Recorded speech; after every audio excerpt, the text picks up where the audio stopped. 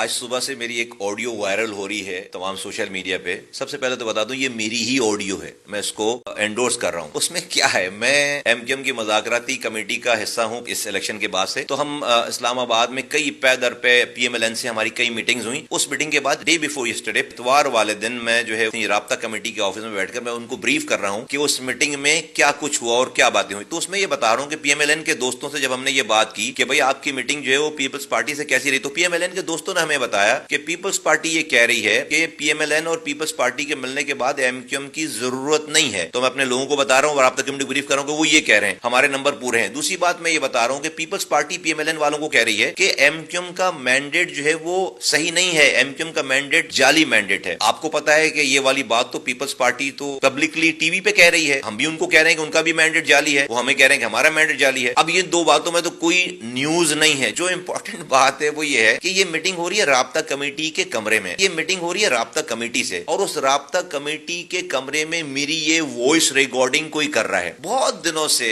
ہمیں یہ اطلاعات تھی کہ ہمارے رینکس اینڈ فائل میں کوئی ایم کیو ایم لندن کے لوگ بیٹھے ہوئے ہیں اور وہ ان کے لیے کام کر رہے ہیں. ہمیں پتہ نہیں چل پا رہا تھا, شک تھا کچھ لوگوں پہ, لیکن ہم کنفرم نہیں ہو پا رہے تھے. اس آڈیو نے ہمیں تمام فورنزک جب ہم نے اس کا چیک کرایا, معلوم کرا, تو ہمیں ایگزیکٹ پتہ چل گیا کہ کون ہے جو رابطہ کمیٹی میں بیٹھ کر ایم کیو ایم لندن کے لیے کام کر رہا ہے. کیونکہ یہ آڈیو ریلیز جو کی ہے وہ لندن نے کی, وہ سمجھنے کو بہت بڑی چیز ان کے ہاتھ لگ گئی ہے. نارمل گفتگو ہے جو کہ ٹی وی پہ بھی وہی بات ہو رہی ہے, اس میں کوئی سیکرٹ نہیں ہے. لیکن اہم بات اس کے اندر ہے کہ رابطہ کمیٹی کے اندر کی گفتگو جو ہے وہ کوئی ریکارڈ کر کے لندن کو بھیج رہا ہے. تو لندن نے اس کو صبح سویرے جو ہے اس کو ریلیز کر دیا, یہ سمجھ کے کہ بہت ہی بڑی کوئی چیز ان کے ہاتھ میں لگ گئی ہے. لیکن ان کو یہ اندازہ نہیں جو ان کا ایک گھس بیٹھیا ہمارے درمیان بیٹھا ہوا ہے, جو ان کا ایجنٹ بیٹھا ہوا ہے, اس نے اس کی پکڑائی دے دی ہے. تو ہمیں ایگزیکٹلی پتا چل گیا کہ ہمارے درمیان ہمارے خلاف, اس پارٹی کے خلاف, اس قوم کے خلاف کون ہے, ہمارے خلاف کون کام کر رہا ہے. تو جس چیز کا ہمیں بہت دنوں سے انتظار تھا, کوششوں میں لگے ہوئے تھے, اس آڈیو لیک کے ذریعے ہمیں اس پرسنالٹی کا پتا چل گیا کہ جو ہمارے خلاف کام کر رہے ہیں.